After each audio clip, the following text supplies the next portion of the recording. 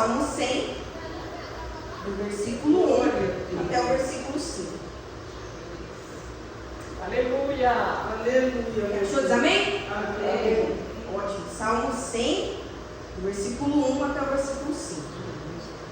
Celebrai com júbilo ao Senhor todas as terras. Servi ao Senhor com alegria e trai diante dele com cântico.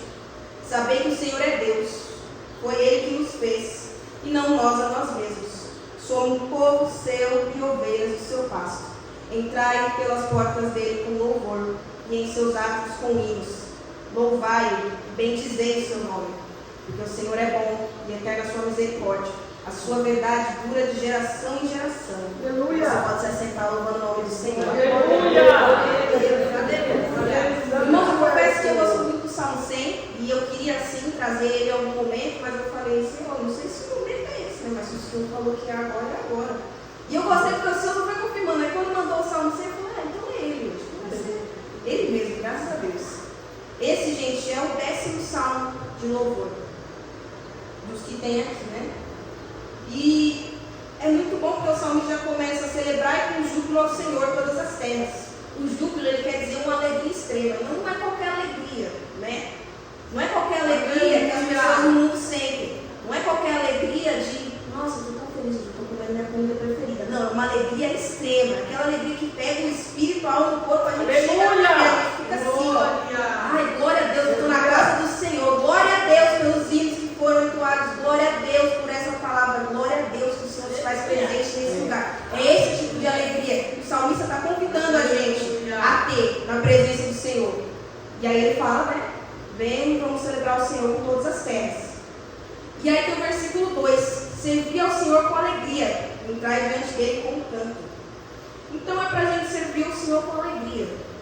Sabe? Alegria boa, alegria de júbilo. É uma alegria extrema, não é qualquer alegria, não é uma alegria forçada, não é uma alegria muito aquela dá e daí passa. Uma coisa que eu gosto muito de falar, eu não sei os irmãos, vou falar por mim. Eu, os caminhos do Senhor, eu não me arrependo de nada. Sabe, você se arrepende de estar na presença do Senhor em momento nenhum. Nem quando eu estava desviado, se você perguntasse para mim, eu ia falar para você que eu me arrependo. Eu estava desviado porque eu achava que eu não tinha perdão, não porque eu estava bravo com o Senhor.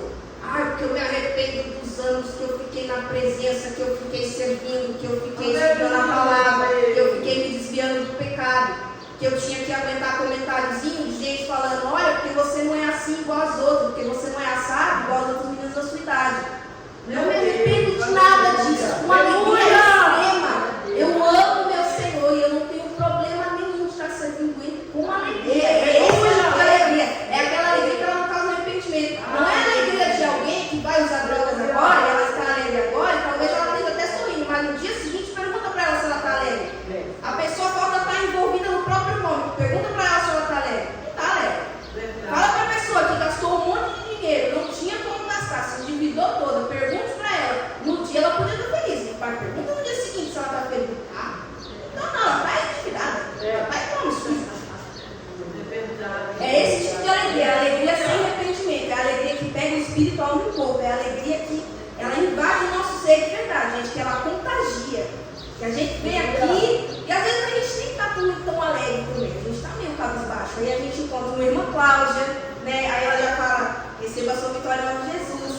Aí já vem a irmã Raquel com os corinhos de fogo dela. Inclusive eu amo muito. E aí contagia. Por quê? Porque é uma alegria extrema. Não é qualquer alegria, não é passageira, não é mundana, é alegria no Senhor. Na presença do Senhor. Glória a Deus por isso. Aleluia. Versículo 3. Saber que o Senhor é Deus. Foi Ele que nos fez e não nós a nós mesmos. Somos povo seu e ovelhas do seu pasto. Irmãos, eu gosto muito desse versículo do Salmo porque ele é como se fosse uma redenção.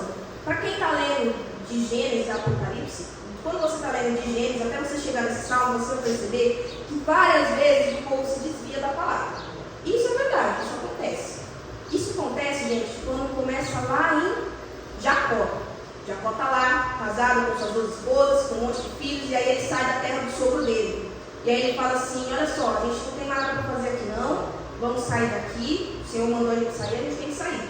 E aí o povo sai, só que o sogro de Jacó, ele tinha imagens de escultura, ele servia outros deuses. E aí uma dessas esposas de Jacó, não me lembro o nome agora, também não vou tentar acertar. Aí ela pega um desses deuses e leva embora. E aí, no meio desse caminho, Moisés tem que falar o quê? No meio da bênção, o Senhor já está falando para eles já estão caminhando, já se despedindo do sogro, já foi todo mundo embora. E aí, no meio do caminho, ele tem que parar a família dele toda, a família dele, sobre o qual ele é a cabeça. Ele tem que parar e falar, gente, tira os deuses estranhos daí. Toda vez. E aí, toda vez isso vai ter que acontecer com o povo de Israel.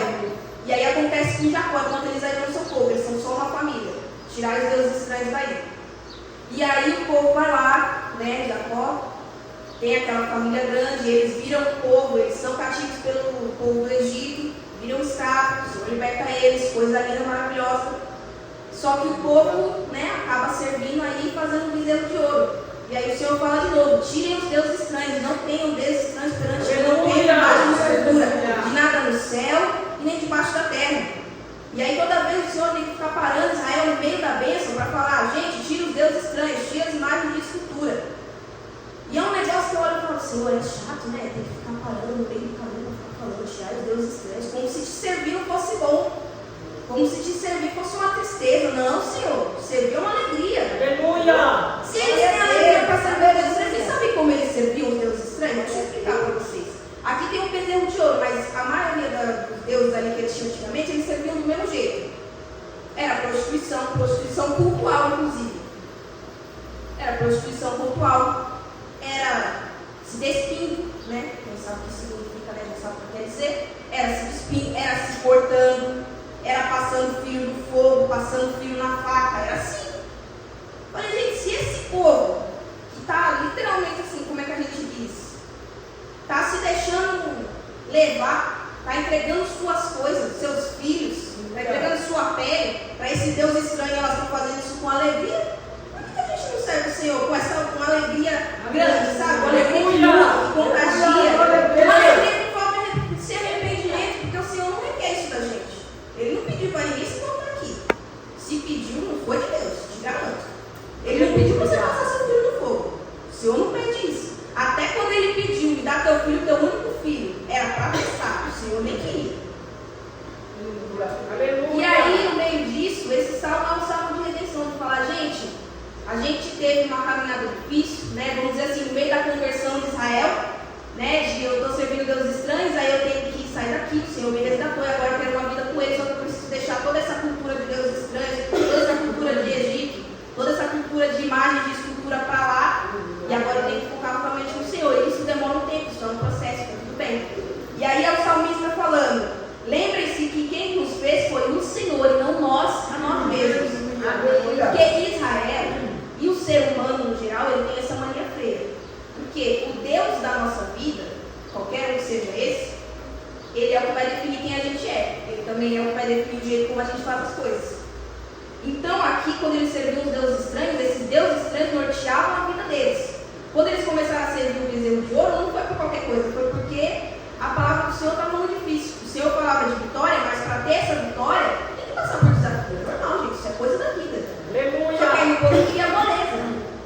Não, eu até quero essa vitória que o Senhor falou, mas aí é muito trabalho.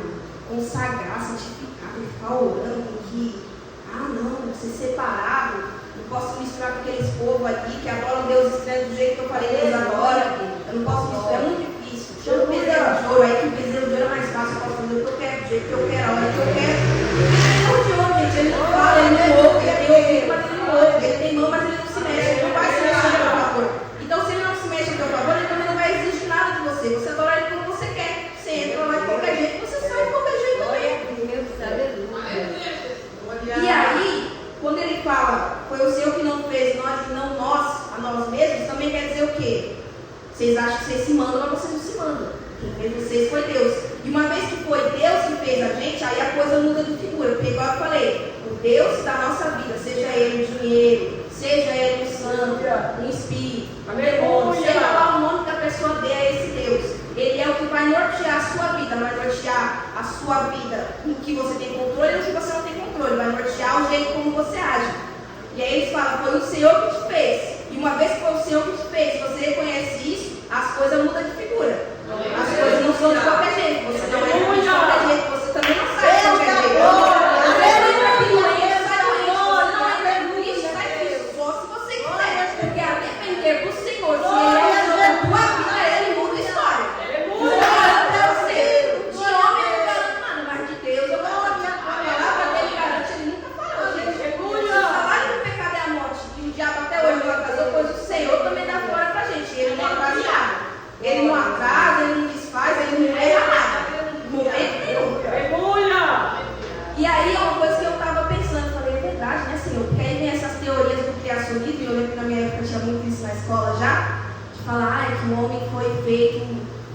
monte de coisinhas aí, de partículas, de fenômenos da natureza, fenômenos espaciais. Eu pensei, tá bom, então a gente é um monte de acaso.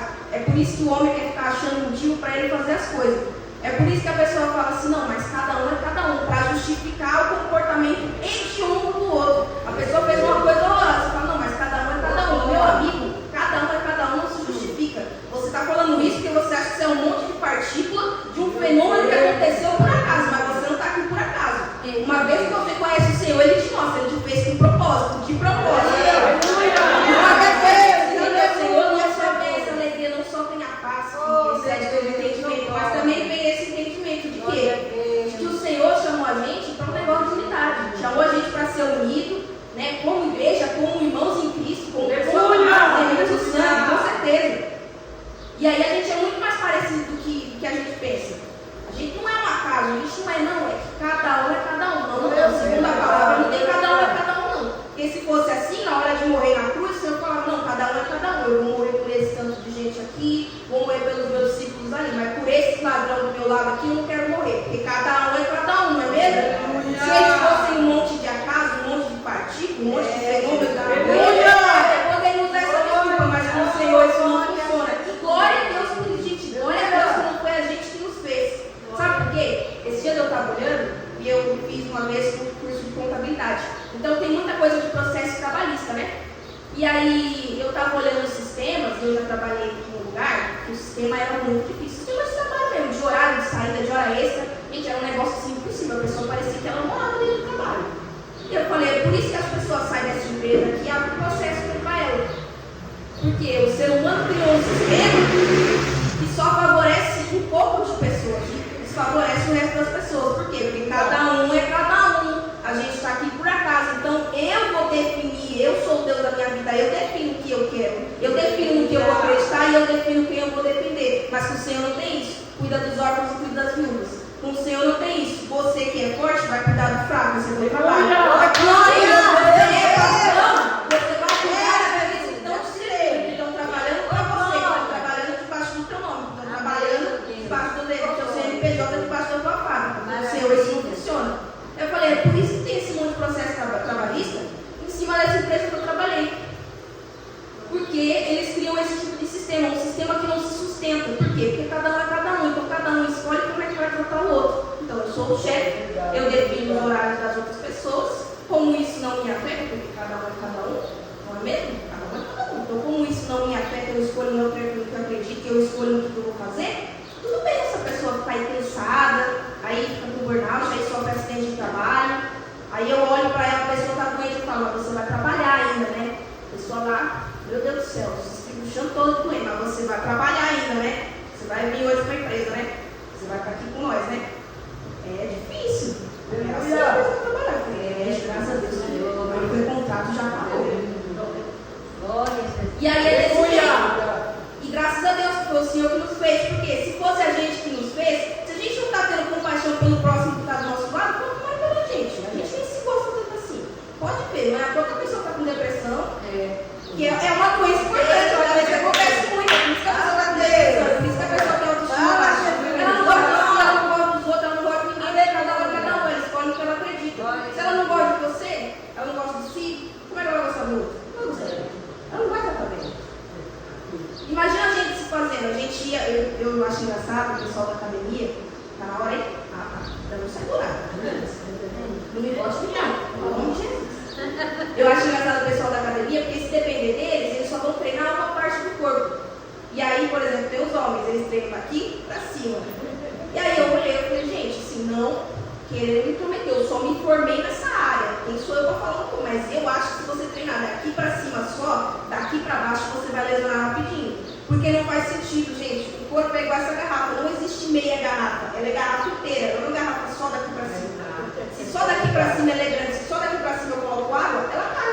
Por quê? Porque aqui embaixo não tem nada, não tem estrutura, não tem base, não tem nada. E o ser humano é desse jeito, ele favorece o que ele quer a hora que ele quer. Aí o ser humano ia se favorecer em algumas áreas e ia se desfavorecer em outras. Por quê? Porque a gente não tem equilíbrio. Se a gente se fizesse, era isso. Se a gente for o Deus da nossa vida, assim a gente vai ser. A gente vai correr atrás de um monte de coisa que nos favorece, não vai favorecer os outros, e quando vê isso, vai se voltar contra a gente. Porque a gente não acha que isso vai se voltar contra a gente uma hora. A gente gente não acha que vai ter consequência sobre isso, porque a gente não consegue ser o Deus da própria vida. Tomar decisão básica, a gente às vezes não consegue. Quando a gente vem e fala, eu podia ter pensado melhor, eu podia ter feito isso melhor. Por isso que às vezes olha e fala, ai Senhor, pega aí tudo na tua mão. Pega, o pouco que o Senhor me dá para decidir, às vezes eu já erro também, né? O Senhor sabe o que faz, ele é equilibrado, graças a Deus. Aleluia! E vamos para o versículo 4. Entrai pelas portas dele com louvor e em seus atos com hino. Louvai e bendizei o seu nome. Uma coisa que eu tenho pensado, já tem muito tempo, desde que eu voltei para os caminhos do Senhor. Eu falei, agora eu voltei, eu vou estar aqui, eu vou servir. Tudo que eu não servi antes, eu vou ter que estar servindo agora. E aí é para entrar nas portas dele com louvor e seus atos com hino. Louvai e bendizei o seu nome. Ou seja, você pega essa alegria que você está vindo, você não vai extravasar ela de qualquer forma. Você vem aqui, você já vem cantando, já vem sorrindo, já vem falando, já vem na energia, já vem contagiando o teu irmão, pega ele pela mão. Vai do Senhor, irmão. A gente está na casa do Senhor. A gente não está drogado, a gente não está andando pelos campos, a gente não está sem rumo, né? A gente não está pensando em tirar a própria vida. Glória a Deus por isso. Isso é tudo o Senhor que faz, então é a gente que faz. A gente não se fez, nós não fizemos a nós mesmos. Isso é tudo o Senhor que faz. E glória a Deus por isso. Vamos cantar o nome do Senhor. Glória a Deus, aleluia. E aí o versículo 5. Porque o Senhor é bom e eterna a sua misericórdia. A sua verdade dura de geração em geração. Eu espero que os irmãos possam ficar com essa palavra. É um salmo que me traz muita alegria. Eu falo assim, Senhor, eu entendo perfeitamente que alegria que ele está falando aqui nesse salmo. É uma alegria, gente, que às vezes a gente não está assim feliz todo dia. Eu não vou falar para vocês que eu estou feliz todo dia. Se tem alguém que sabe da minha luta, sou eu. Eu falo, eu estava olhando esse ano e falei assim, Senhor, nunca que eu tive tanta luta na minha vida. Mas também nunca que eu servi o Senhor com tanta alegria. Essa alegria não se trata de situação, não se trata sobre exatamente o que você está sentindo. Mas se trata sobre a alegria na salvação do Senhor. E a salvação do Senhor ela sempre é disponível para a gente. Graças a Deus por o Senhor que nos fez, porque o Senhor não muda. Quem muda é a gente. Quem falha é a gente, porque o Senhor não muda. A promessa dele não muda. E enquanto ele vai nos sustentando, enquanto ele é o Deus da nossa vida, a gente pode contar com ele. Porque a gente pensa, poxa, eu estou chateada hoje, mas só eu estou chateada. As promessas do Senhor continuam. Ai, o salário ainda não caiu. Nossa, aquele chefe difícil, mas o Senhor não muda, ele continua ali. Quer dizer que a promessa está de pé. Quer dizer que a salvação está de pé. Quer dizer que a alegria do Senhor, o renovo do Senhor, o consolo do Senhor, a força do Senhor está disponível para a gente ainda todo dia. E se a gente começa a se ligar nisso, a situação começa a não importar mais. Aleluia. Eu falei, Senhor, só o Senhor sabe como é que tem gente que entrou aqui, né, olhando situações e fala, como é que essa pessoa consegue estar tão feliz? Como é que essa pessoa está sorrindo todo dia? Quando vem, dá a paz do Senhor e a gente canta, você vê que a pessoa está numa alegria. É a alegria do Senhor, gente. É esse tipo de alegria. É aquela alegria que pode ouvir porque é. Graças a Deus, independente do Senhor, foi Ele que me fez. E uma vez que Ele me fez, Ele é o Deus da minha vida. Ele norteia quem eu sou, o que eu vou fazer e o que eu vou viver e o que eu vou deixar de viver. É isso. Porque a gente vai pensando, tudo bem, eu estou passando por uma fase difícil agora, talvez essa fase não seja mais longa que só uma fase, né? Porque às vezes a pessoa pensa que fase é 6 meses. Não, tem gente que está em fase há 4 anos, há 5 anos, né? Numa luta contra uma doença, numa luta com a casa, numa luta com o emprego. E essa fase demora, a gente entende. Mas se a gente ficar pegando a situação, vai ser 5 anos que a gente vai estar triste, chateado, emagrecendo e perdendo peso, perdendo a vontade de viver, perdendo a vontade de comer, porque a gente está olhando para a situação. Para a palavra do Senhor, entrai pelas suas portas, louvar e bendizer o seu nome, fala bem do nome do Senhor, porque Ele é o que nos rege. Glória a Deus por isso. Irmão, já deu o meu horário e eu queria cantar um hino aqui. Se os irmãos quisessem colocar de pé, fica à vontade. É um hino que eu gosto muito, que eu olhei assim e falei, poxa, Senhor, não é um hino assim que a gente diga de alegria, animado, não é um hino animado, mas não é sobre o hino ser animado, ou sobre ele ter um toque rápido, ou ter um toque devagar, sobre ele ter uma guitarra ou ele não ter uma guitarra. Mas é sobre a gente se alegrar na salvação do Senhor. Amém. E graças a Deus, a misericórdia do Senhor é eterna. Ela está aqui todo dia pra gente, pode vir o que vier, a gente pode estar sentindo do jeito que a gente quiser. A misericórdia do Senhor continua aí. Se a gente